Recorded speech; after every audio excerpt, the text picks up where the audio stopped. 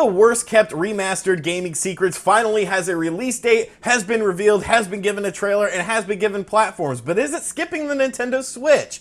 Wolfenstein II is available to play on the show floor of PAX East for the Nintendo Switch, but how does it look and how does it run? Shaq Fu, A Legend Reborn, arguably the biggest game of 2018, has finally been given a release date, and a game that everyone thought would flop ended up flopping. All that and more on the Friday, April 6th edition of RGT News. Let's go! Hey, RGT85. Hey, Sean. Oh my god, it's Stevie Richards!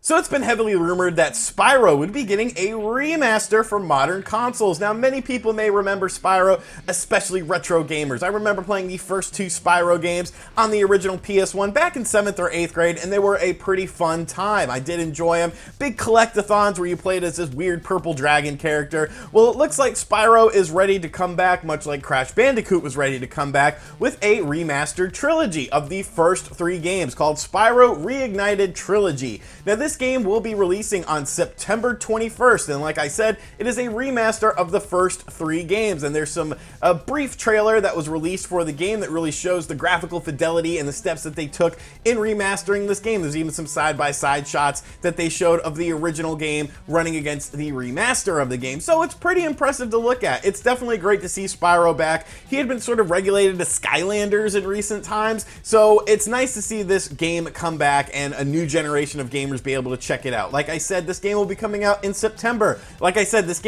out in September. On September 21st for the PS4 and the Xbox One. And so far, those are the only two announced platforms. No PC or no Nintendo Switch. But is the game coming to the Nintendo Switch? Right after this trailer was announced and showcased, and there was no Nintendo Switch announcement for the game, Nintendo of UK's website actually put up a listing for this game, saying that it's coming to the Nintendo Switch, and it gave some details on it. So for them to make a huge mistake like this is very unlikely, in my opinion. I believe that the Switch version may be delayed, as this game has probably been in development for quite a while now. Obviously, they're not just they obviously just haven't started work on this game if it's releasing this September. It's obviously something that's been in development for a while. So I would expect the Switch version to come a little bit later. And for Nintendo of UK to make this mistake is just very unlikely. This isn't a situation like Amazon or a random retail game listing just popping up for the game. This is concrete evidence. So I believe you will see Spyro probably towards the later end of the year, maybe in November, come to the Nintendo Switch. But as of right now, Spyro has not been confirmed for the Switch or the PC. So that's pretty interesting in my opinion. Regardless, I will be checking out this game as I have fond memories of the first two Spyro games, and I'm curious to check out the third game. Do you even care about Spyro in 2018 though?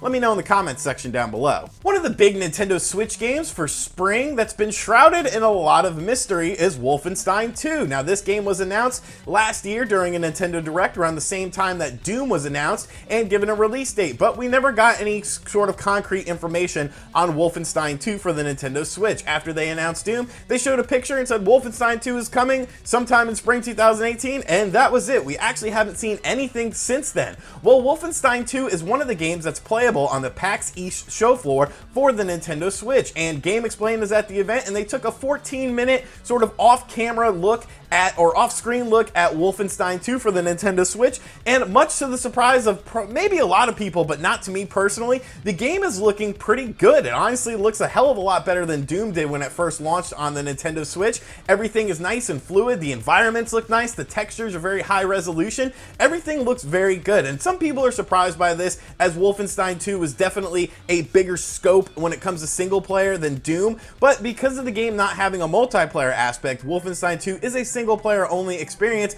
I wasn't too surprised by this. Obviously, a lot of the resources that went into Doom went into the online aspect of the game, such as coding the online servers and having all of those things put in line with that. With Wolfenstein 2, it's much more streamlined since it's a single player experience. I actually have not checked out Wolfenstein 2. I've been waiting on the Switch version, so I'm definitely looking forward to this. We have not gotten a concrete release date yet, but I won't be surprised if we see that release date be announced during PAX East this weekend. If you want to check out the full video of Game Explained, I will put a link to it in the description box down below. Make sure you check that out. It's about 14 minutes long, and you really get to see the scope of Wolfenstein II running on the Nintendo Switch.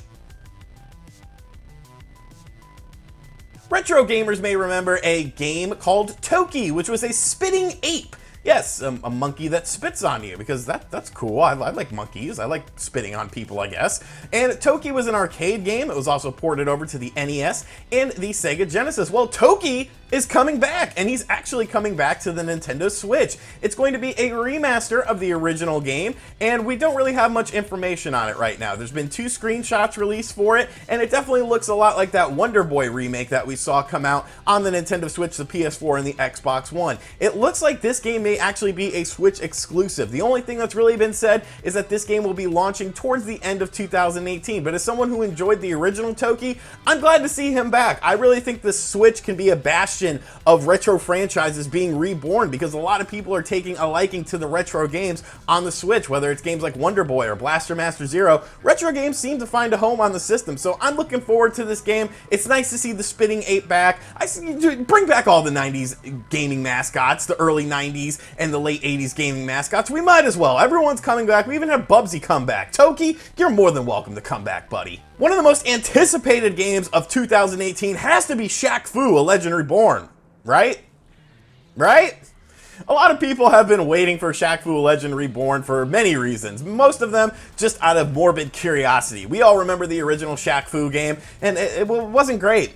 It wasn't great. I remember renting that game as a kid from a video store and just being like, why did I rent this? This is so weird. But yes, Shaq Fu: A Legend Reborn was an Indiegogo campaign that received its full funding and much, much more, because people are morbidly curious about Shaq Fu. And now the game has a release date of June 5th. It'll be available on the PS4, the Xbox One, and the Nintendo Switch. Now, if you're a Nintendo Switch owner who purchased NBA Playgrounds when they were working on getting that patch out for the game, you're actually getting Shaq Fu: A Legend Reborn for completely free. So that's pretty cool, honestly. I was one of those people who actually picked up NBA Playgrounds during that time frame. They haven't announced how that's going to work out, but I guess that's cool that I'll be getting this game for free. They're actually doing a physical version of the game as well. So if you're a game collector who prefers the physical stuff, you could pick up Shaq Fu: A Legend Reborn. The game looks interesting. It's obviously not a one-on-one fighter like the original. It's more of a side-scrolling beat-em-up in a 3D world. So I don't know. I'm willing to give it a chance. I get the game for free since I bought NBA Playground, so I'm morbidly curious to check it out. Let me know what you think of the new Shaq Fu in the comment section down below. If you followed my coverage of the Nindies Direct from the other week, you would know that I was expecting a certain game to be announced for the Nintendo Switch during that time frame. I was very vocal about it on social media. I said, I'm surprised Firewatch has not been announced for the Nintendo Switch. This would have been a perfect time to do it. But I guess April 5th was the perfect time to do it, because today Firewatch was announced for the Nintendo Switch. If you're not familiar with the game Firewatch, it's a pretty interesting game. It has a really interesting story that I enjoyed. I never finished the game on the PS4, but I played it for a couple hours, and I actually really enjoyed it. I don't know why I didn't finish the game, but I didn't finish the game. You're basically playing as a person who has lost their wife, and a lot of weird things happen in this area that you are monitoring as a sort of a wildlife resource person, and it's just a very interesting story. It has an amazing soundtrack with this song called Just Push Play that I just became instantly in love with, and it's a really fun game. I actually really enjoyed it, and this game will be coming in 2018. Just Push Play is the greatest song ever, but why the hell wasn't this in the Nindies Direct? Like, this game could have been a lot more impactful than some of those games that we saw during that. And the final bit of news has to do with an online-only game that did not succeed. And yes, that does happen pretty often. You have to look at a game like For Honor from Ubisoft that just absolutely bombed. For every Fortnite, for every PUBG, there are hundreds of games that completely flop. And one of those games was Lawbreakers from the almighty Cliffy B. One of the most humble people, I can't even say that with a straight face. But yeah, Cliffy B was the person behind Lawbreakers, and a lot of people didn't think that this game was going to be very successful, and unfortunately it wasn't. It never had a max of over 8,000 concurrent players at one time, which is absolutely insanely low for this game. And now the company Boss Key is saying that they have moved on to something else, and it's very interesting to see. They did say that they're going to support Lawbreakers some more, but I cannot say that I'm surprised to see the failure of Lawbreakers. It just looked way too generic, and all of these online games that are coming out It seems like there's a free version that's available of a similar style of game that more people are going to gravitate towards. And people think that online only gaming is the future, but I don't necessarily agree with that. I think cases like Lawbreakers, cases like For Honor really show just how slippery the slope of online only gaming is. Single player is still definitely important, as is local multiplayer. So it's a shame to see Lawbreakers go down. It'll be interesting to see what Boss Key does next, and will Cliffy B be humbled by this? Probably not, but you know, you can always hope for the best. You can always hope for the best.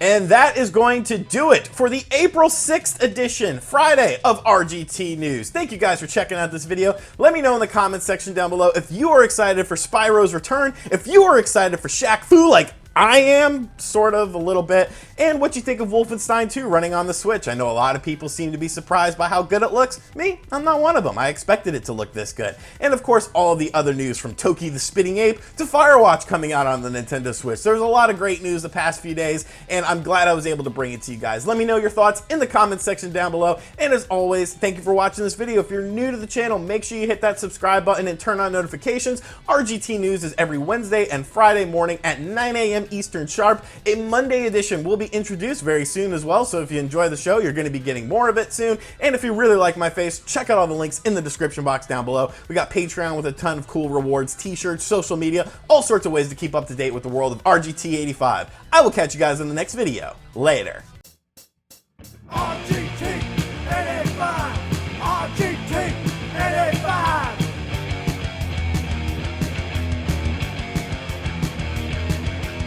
RGT 85! RGT 85!